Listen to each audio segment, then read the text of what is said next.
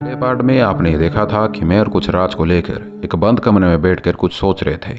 Police officer कालेल की नींद लगभग इस केस ने उड़ा रखा था। वो कई दिनों से घर भी नहीं गए थे। बार बार उसका ध्यान हो पुरानी केस फाइल के ऊपर चला जाता था। वो सिर्फ बावला होके उसे परेशानी से 2 बार पलटते थे और फिर वापस सर में हाथ देकर बैठ जाते थे। इधर स्मिथ कारेल के कहने पर मोटर स्पॉट पे जाके छानबीन करने में लग गया, लेकिन ना टेडी ना कुछ और, उसे कुछ भी नहीं मिला।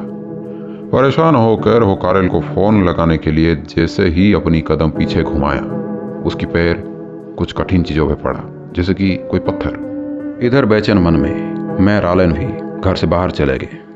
किसी बात पर उनकी ध्यान नहीं लग रहा था। सोचे कि गार्डन में जाके थोड़ा बैठ जाते हैं। उन्होंने अपनी वाइफ को एक कॉफी के लिए बोले और उदास और परेशानी में गार्डन में पड़े हुए कुर्सी पर बैठ गए। दिमाग में ख्याल आना बंद नहीं हो रहा था।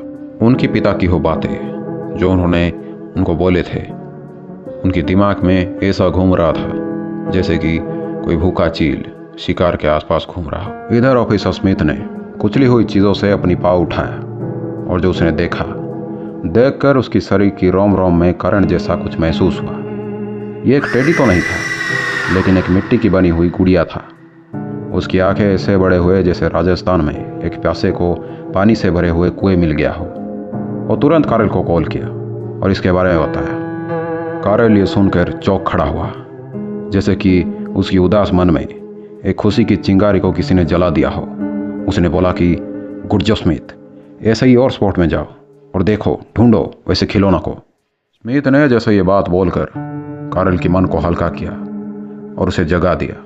वो चौकी पे बैठा और पुरानी ब्लॉडी टेडी फाइल को वापस खोला। इधर शहर से दूर एक सुनसान एरिया में हम किसी को देखते हैं जो अपनी हाथ पानी से धो रहा होता है। तभी अचानक उसकी फ़ोन बज उठता है। वो आदमी हड़बड़ाहट में फ़ोन देखता है और उसे पिक करता है तो हमें दूसरी ओर मेयर की आवाज़ सुनाई देता है, जल्दी आओ, घर पर कुछ काम रह गया है। वो इंसान फटाफट अपने कपड़े पहनकर घर से बाहर चला जाता है। इधर कारेल फाइल में ढूंढते ढूंढते एक जगह आके अटक जाता है। उसकी आंखें बड़े हो जाता है, गला सूखने लगता है। वो कुछ सोचे बगैर वो फाइल को बंद कर देता है और शांत होकर बैठ जाता है। ऐसा क्या देखा कारेल ने उस फाइल में, और क्या मेयर का कातिल के साथ कोई संबंध है? और वो कौन था जिसको मेयर ने अपने घर बुलाया है? जानने के लिए जुड़े रहे हमारे साथ।